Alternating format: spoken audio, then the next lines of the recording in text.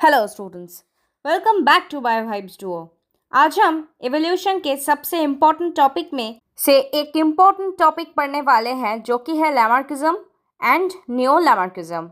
ये topic BSc geology honours, CVT PG, IIT jam biotechnology और university semester exams के लिए बहुत ही इम्पोर्टेंट है।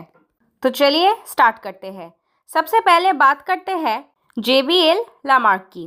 लामार्क एक फ्रेंच बायोलॉजिस्ट थे। उन्होंने एवोल्यूशन की पहली साइंटिफिक थ्योरी दी थी। उन्होंने अपने फेमस बुक फिलोसॉफिक जियोलॉजी में थ्योरी पब्लिश की थी। उस समय लोग बिलीव करते थे कि स्पीसीज परमानेंट होती है, लेकिन लामार्क ने कहा स्पीसीज फिक्स नहीं होती। एनवायरनमेंट के अकॉर्डिंग ऑर्गेनिजम्स बदलते रहते हैं और जो चेंजेस लाइफ के दौरान डेवलप होती है वही ऑफस्प्रिंग में ट्रांसफ़र हो जाते हैं। इसी कॉन्सेप्ट को हम कहते हैं inheritance of acquired characteristics. Lamarck states that characters acquired by an organisms during its life time because of environmental influence और use and disuse of organ are inherited by offspring. Simple language में समझिए, अगर कोई organisms अपनी life में कोई नई quality develop करता है तो उसके बच्चे भी उस क्वालिटी के साथ पैदा होंगे। यही लामार्किज्म का मेन कॉन्सेप्ट है। अब देखते हैं लामार्क के बेसिक्स एजम्पशन। फर्स्ट, ऑर्गेनिजम्स के अंदर नेचुरली एक टेंडेंसी होती है सिंपल से कॉम्प्लेक्स बनने की, मतलब एवोल्यूशन हमेशा प्रोग्रेस की तरफ होता है। Example, single celled organism gradually multicellular organism बन गए। नेक्स्ट, एनवायरनमेंट कंटिन्यूअसली चेंज करता रहता है। क्लाइमेट चेंज होता है, टेम्परेचर चेंज होता है, फूड रिसोर्सेस बदलते हैं, हैबिटेट बदलते हैं। इन सभी वजह से ऑर्गेनिजम्स को एडाप्ट करना पड़ता है। नेक्स्ट, एनवायरनमेंट बदलने के साथ ऑर्गेनिजम्स की नीड्स भी चेंज होती है। एग्जाम्पल, फॉरेस्ट में पहले छोटे ट्रीज थे, बाद में सिर्फ टॉल ट्रीज बच गए। अब जिराफ को लीफ खाने के लिए नेक स्ट्रेच करना पड़ेगा। नेक्स्ट, ऑर्गेनिजम्स अपनी हैबिट्स बदलते हैं न्यू नीड्स को सेटिस्फाई करने के लिए, नया बिहेवियर डेवलप करते हैं। ये behavioural changes gradually body structure को भी चेंज कर देते हैं। Next, use strengthens organ, disuse weakens organ. ये लामार्किज्म का सबसे इम्पोर्टेंट प्रिंसिपल है। अब आते हैं प्रिंसिपल ऑफ लामार्किज्म। लामार्क के अकॉर्डिंग हर ऑर्गेनिजम्स के अंदर एक इंटरनल वाइटल फोर्स होती है। ये फोर्स ऑर्गेनिजम्स को कंटिन्यूअसली इम्प्रूव करती है।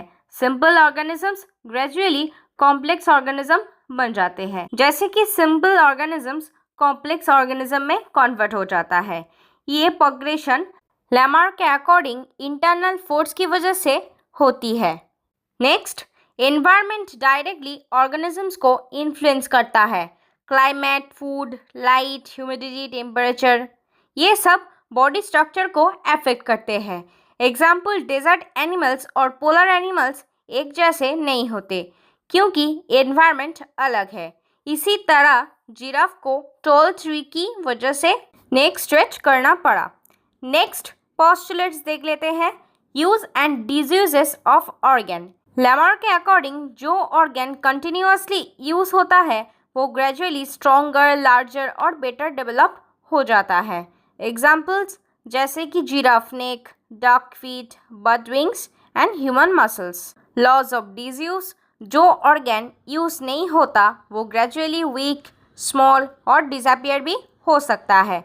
Examples snake limbs, ostrich wings etcetera. Next postulates देख लेते हैं। इनहेरिटेंस ऑफ एक्वायर्ड कैरेक्टर, ये लामार्क का इम्पोर्टेंट प्रिंसिपल है। लाइफ में एक्वायर्ड किए गए चेंजेस ऑफस्प्रिंग को ट्रांसफ़र हो जाता है।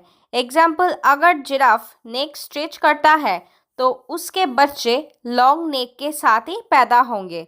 हर जनरेशन में नेक और लंबी होती जाएगी। इसी प्रोसेस को एक्वायर्ड इनहेरिटेंस बोला गया। नेक्स्ट, लामार्क के according acquired characters generation after generation accumulate होते हैं और इवेंचुअली एक कम्प्लीटली न्यू स्पीसीज बन जाती है। एवोल्यूशन ग्रेजुअल प्रोसेस है। सडनली नहीं होता। अब देखते हैं फेमस जिराफ एग्जाम्पल। सर्व जिराफ शॉर्ट स्नेक वाले थे, फूड शॉर्टेज हुआ, टॉल ट्रीज ही बचे। सर्व जिराफ नेक स्ट्रेच करने लगे। नेक्स्ट जनरेशन नेक थोड़ा और लंबी हो गई। जनरेशन 3 में और स्ट्रेचिंग हुई। जनरेशन 4 में लॉन्ग नेक परमानेंटली डेवलप हो जाएगी। ये लॉन्ग नेक ऑफस्प्रिंग को इनहेरिट हुई। इसी तरह gradually present day giraffe develop हुआ। लेकिन याद रखिए, मॉडर्न जेनेटिक्स इस एक्सप्लेनेशन को एक्सेप्ट नहीं करती। अब देखते हैं क्यों लैमार्किज्म रिजेक्ट हुआ। First, Weissman germplasm theory. August Weissman ने कहा बॉडी सेल्स और रिप्रोडक्टिव सेल्स अलग होते हैं। सिर्फ जर्म सेल्स इनहेरिटेंस में पार्टिसिपेट करते हैं। सोमैटिक सेल्स के चेंजेस नेक्स्ट जनरेशन में ट्रांसफर नहीं होते। ये लैमार्किज्म के अगेंस्ट था। विशमैन टेल कटिंग एक्सपेरिमेंट, ये एग्जाम का फेवरेट क्वेश्चन है। उन्होंने माइस की टेल कट की। सिर्फ एक जनरेशन नहीं, 22 जनरेशन तक कंटिन्यूसली टेल कट की। अगर लैमार्क सही होते तो ग्रेजुअली टेललेस माइस पैदा होने चाहिए थे, लेकिन हर जनरेशन में नॉर्मल टेल वाले माइस ही पैदा हुए। कंक्लूशन, एक्वायर्ड कैरेक्टर्स इनहेरिट नहीं होते। नेक्स्ट देखते हैं मेंडल जेनेटिक्स। मेंडल ने बताया इनहेरिटेंस जीन्स कंट्रोल करते हैं। एनवायरनमेंट बॉडी को अफेक्ट कर सकता है, जीन्स को नहीं। इसी वजह से एक्वायर्ड कैरेक्टर्स इनहेरिटेंस पॉसिबल नहीं है। नेक्स्ट देखते हैं पावलोव एक्सपेरिमेंट। डॉग्स में कंडीशनड रिफ्लेक्स डेवलप हुआ, लेकिन ऑफस्प्रिंग में नेचुरली प्रेजेंट नहीं था, मतलब लर्न बिहेवियर इनहेरिट नहीं हुआ। नेक्स्ट देखते हैं मॉर्गन म्यूटेशन थ्योरी। मॉर्गन ने बताया एवोल्यूशन म्यूटेशन और नेचुरल सिलेक्शन की वजह से होता है, ना कि एक्वायर्ड इनहेरिटेंस की वजह से। Everyday example, muscular body inherited नहीं होते नेक्स्ट जनरेशन में। अब देखते हैं significance of Lamarckism. Theory reject होने के बाद भी इम्पोर्टेंस बहुत है। सबसे पहले साइंटिफिक एवोल्यूशन थ्योरी थी। स्पीसीज फिक्स्ड नहीं होती, एनवायरनमेंट इम्पोर्टेंट रोल प्ले करता है। एडाप्टेशन एक्सप्लेन किया, प्रोग्रेसिव एवोल्यूशन का कॉन्सेप्ट दिया, डार्विन के लिए फाउंडेशन क्रिएट किया। अब बात करते हैं न्यू लैमार्किज्म की। न्यू लैमार्किज्म लैमार्क का मॉडिफाइड वर्जन है।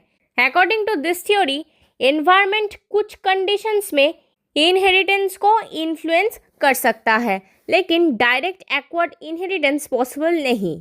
अब मेन कॉन्सेप्ट्स देख लेते हैं। सोमैटिक जर्म सेल रिलेशन, कुछ चेंजेस इनडायरेक्टली जर्म सेल्स को अफेक्ट कर सकता है। इनडायरेक्ट एनवायरनमेंट इफेक्ट, एनवायरनमेंट पहले सोमैटिक सेल्स को अफेक्ट करता है, फिर इनडायरेक्टली जर्म सेल्स इन्फ्लुएंस हो सकते हैं। नेक्स्ट, डायरेक्ट एनवायरमेंटल इफेक्ट, कभी कभी एनवायरनमेंट डायरेक्टली रिप्रोडक्टिव सेल्स को अफेक्ट करता है, जैसे कि radiation, chemicals, mutagens. Genes mutation produce कर सकते हैं, ये म्यूटेशन इनहेरिटेड हो सकती है। अब देखते हैं एपिजेनेटिक्स। मॉडर्न बायोलॉजी के अकॉर्डिंग डीएनए सीक्वेंस चेंज किए बिना जीन्स एक्सप्रेशन चेंज हो सकता है। डीएनए मिथाइलेशन, हिस्टोन मॉडिफिकेशन, ये कुछ जेनरेशन्स तक इनहेरिट भी हो सकते हैं। इसी वजह से न्यू लैमार्किज्म को लिमिटेड सपोर्ट मिलती है। अब देख लेते हैं difference between Lamarckism and new Lamarckism.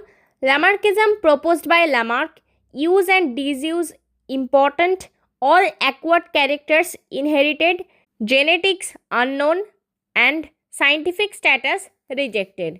Neo-Lamarckism modified theory, genetics included, environment plus heredity, epigenetics involved, limited scientific support. So students, that's all for today's lecture on Lamarckism and Neo-Lamarckism. I hope this detailed explanation helped you understand the concept clearly. Thanks for watching.